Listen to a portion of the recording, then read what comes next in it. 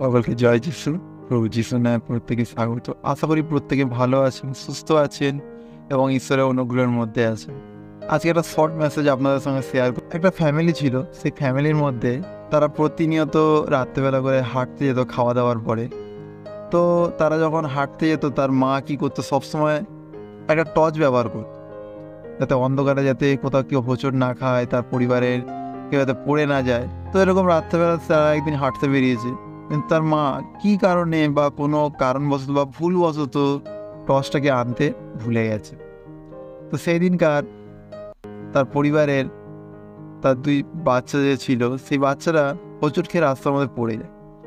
তখন সে বুঝতে পারে, আমি আজকে একটা ভুল করে ফেললাম যে আমি হচ্ছে টর্চটা নিয়ে আসলাম না। টর্চের আলোটা যদি থাকতো তাহলে হয়তো আমার বাচ্চাটা হোঁচট খেত না বা তার লাগতো না। টর্চের মধ্যে কি থাকে? আলো। আলোর মধ্যে থেকে কী দেখা যায়? কোথায় নোংরা আছে, কোথায় পড়ে যাওয়ার, কোথায় গর্ত আছে, যা কিছু বিষয়, যা কিছু অন্ধকারের মধ্যে যা কিছু আমাদের ক্ষতি করে, সেই সমস্ত কিছু জিনিস কোথায় দেখা যাবে? আলোর মধ্যে থেকে দেখা যাবে।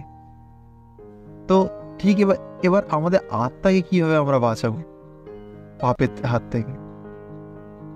সেই যে আলোটা কার কাছে আছে? আপনার আমার প্রভু যীশু খ্রিস্টের কাছে আছে।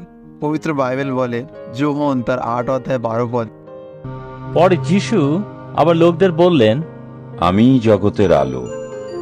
যে আমার পথে চলে সে কখনো অন্ধকারে পা ফেলবে না, বরং জীবনের আলো পাবে। আমেন।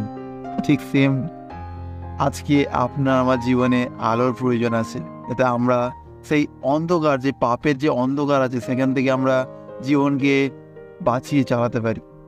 কারণ আমাদের কাছে যদি আলো না থাকে, আমরা কোনো মুহূর্তে বুঝতে পারবো না আমরা কীভাবে পাপ করছি, আমাদের জীবনে কীভাবে পাপ আসছে, আমরা কোনো মুহূর্তে বুঝতে পারবো না।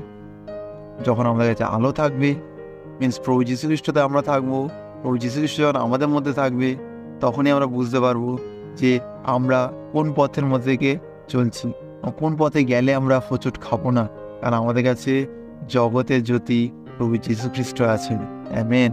সেই জন্য অবশ্যই আপনাদের প্রত্যেকের জীবনকে উৎসাহ করবো এই ছোট্ট শর্ট মেসেজের মধ্যে থেকে, যে কোনোদিন ভুল করবেন না যে যিশুকে নিজের জীবন থেকে দূরে রেখে। যিশু যখন জানেন, প্রতিনিয়ত যীশু খ্রিস্টকে নিজের জীবনের আগে রাখার চেষ্টা করুন। কারণ জীবনের আলো যদি আগে থাকে, আপনার পথ সরল হবে। হালেলুয়া। সেই জন্য অবশ্যই চেষ্টা করুন প্রভু যীশু খ্রিস্টকে সর্বদা জীবনের আগে রেখে নিজের জীবনকে পেছনে, প্রভু যীশু খ্রিস্টকে আগে রেখে নিজের জীবনকে পেছনে রেখে জীবনকে চালানো। কারণ প্রভু যীশু খ্রিস্ট হচ্ছে আপনার জীবনের মালিক। সেই জন্য অবশ্যই চেষ্টা করবেন, যখনই প্রভু যীশু খ্রিস্ট আপনার জীবনে এসেছে, মিনস আপনি জগতের জ্যোতিকে পেয়েছেন। আমি জগতের জ্যোতিকে পেয়েছি।